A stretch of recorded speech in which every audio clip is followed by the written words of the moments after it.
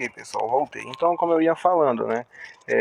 Quando a gente trabalha com a geometria plana, que é muito importante, diga-se de passagem, a gente inicia com 3 conceitos básicos, porque é esses conceitos que vão, de certa forma, construir a geometria plana.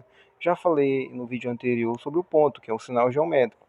Então, vamos definir o que é uma reta. Reta é um conjunto infinito de pontos. Então, por mais que você consiga ver uma reta, você não consegue ver todos os pontos, porque é uma infinidade de pontos que vão formar a reta. Então, você só tem uma visão aí microscópica para poder ver essa infinidade de pontos. E por fim, a gente define plano. O que é plano? O plano ele é um conjunto infinito de retas.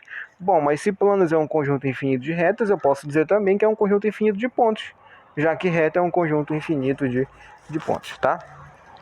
Tendo de posse esse conhecimento, então a gente já consegue definir algumas figuras para poder construir esse entendimento de geometria plana. Por exemplo, a gente tem algumas figuras planas conhecidas aqui, que em cima dessas figuras planas dá para trabalhar inúmeras coisas, como área, lado, altura, dimensões, perímetro e entre outras coisas que envolvem a geometria plana. Então, dentro dessas áreas, dessas figuras, desses planos conhecidos, a gente pode citar aí o triângulo, certo? O quadrado, o losango, o retângulo, o trapézio e o círculo. São figuras planas bastante conhecidas, são bem triviais essas figuras, que tudo parte dessas figuras, tá? Então, olha só, dentro dessas figuras a gente tem que destacar algumas coisas aqui importantes para a gente poder estudar futuramente aí nas próximas atividades. Primeiro, o que mais se pede nas questões de vestibular, exercício, é questões de área. Geralmente, você tem uma figura no comando e aí pede para você encontrar a área. Lógico que se você consegue encontrar a área, você consegue dominar cada figura plana, certamente você vai conseguir encontrar um lado, você vai conseguir encontrar um perímetro, você só precisa entender esses conceitos básicos e simples que permeiam em torno disso, tá? Então, olha só, vamos começar aqui a fazer um comentário com o triângulo, tá?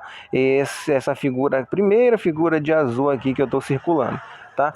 Professor, como é que eu calculo a área de um triângulo? Lembrando que um triângulo ele não é um triângulo só, ele não tem só um modelo, existem vários modelos para o triângulo.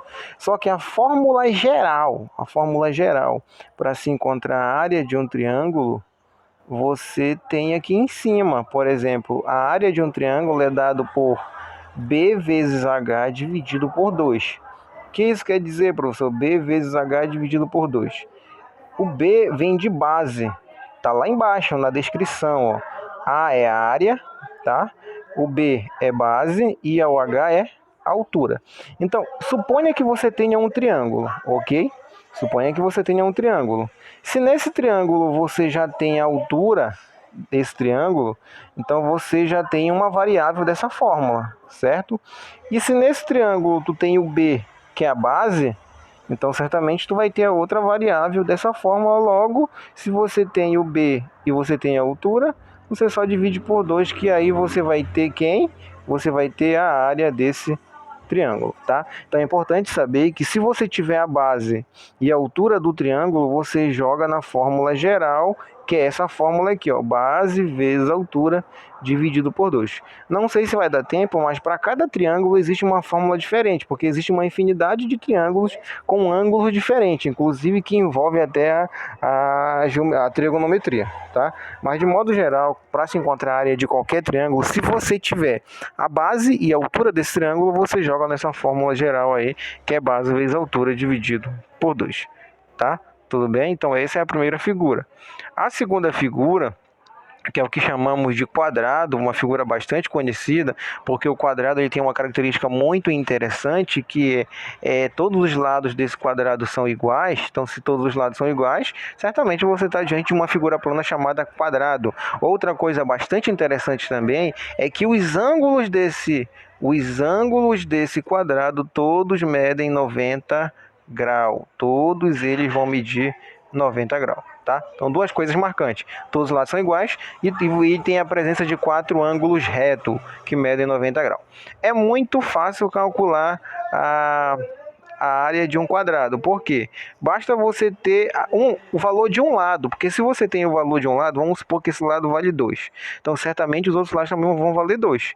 Mas eu quero saber como é que calcula a área desse quadrado. A área desse quadrado é igual a L ao quadrado. L elevado à segunda potência. Então, esse L é o lado do quadrado. Então, se você tem o lado, que vamos supor que seja 2, como é que calcula a área desse quadrado aí? Então, vai ser 2 ao quadrado, que vai dar 4.